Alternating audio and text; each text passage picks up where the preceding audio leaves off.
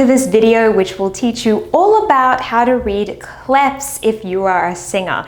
This is video 1 in a series for basic sheet reading music skills for singers, and I thought I would start at the beginning talking about bass clef and treble clef, which are the clefs that you will be using if you are a singer. A clef is a special symbol used in music to help musicians identify which pitch occurs where. If you look at a 5-line stave or staff, depending on the clef, the notes that appear on the lines or the spaces will be different. So it's very important to know which clef you are looking at so you can identify what notes you are reading. Now, singers don't have buttons. We don't have buttons to press like other instruments. So sight reading is very difficult, but you can be aware if the movement's going up and going down. Or even if you need to have your first note played, you can ask for that, but you have to be able to read a clef to begin. Whether you're singing with a choir or you're singing solo, identifying the clef and therefore the pitches is very helpful. So let's begin with the most common clef used in Western music, the treble clef.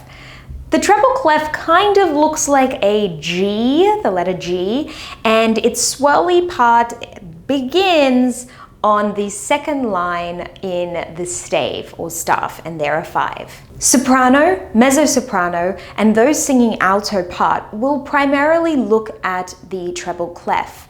But also a lot of gents will use the treble clef, such as our tenor part and many times the baritone part. You will also see the treble clef used for high-pitched instruments, such as flute and violin. A hint I like to share is that when you're reading the treble clef, the pointy little part points to F4, which is the F above middle C. Just reading the notes on the lines, if there is a treble clef, you have E, G, B, D, and F.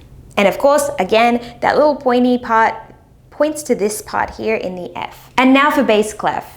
The bass clef reminds me of a love heart in half with 2 dots. We use the bass clef a lot for lower sounding pitches and voice parts such as tenor sometimes, baritone sometimes sings in this clef, but mainly our bass singers will use the bass clef. This clef also is to indicate low-pitched instruments such as double bass and tuba. One hint I like to share is that the beginning of the bass clef, the little bally part, points to F below middle C, so F3.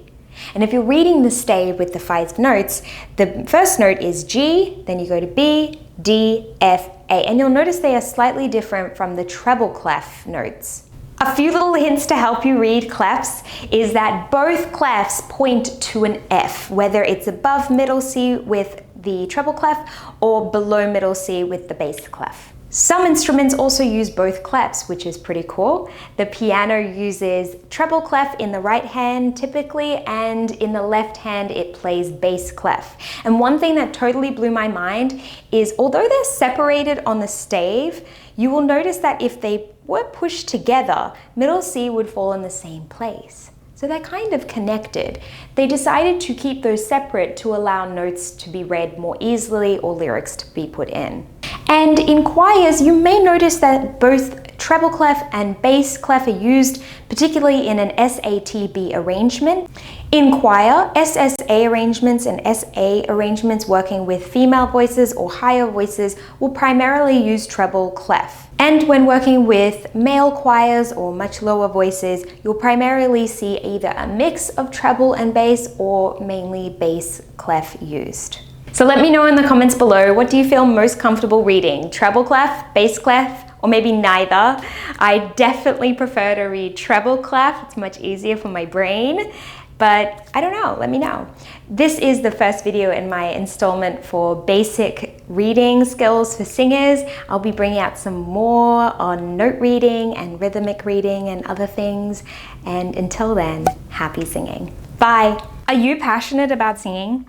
If the answer is yes, then be sure to subscribe to the Happy Singing channel, where I try to make singer stuff super simple.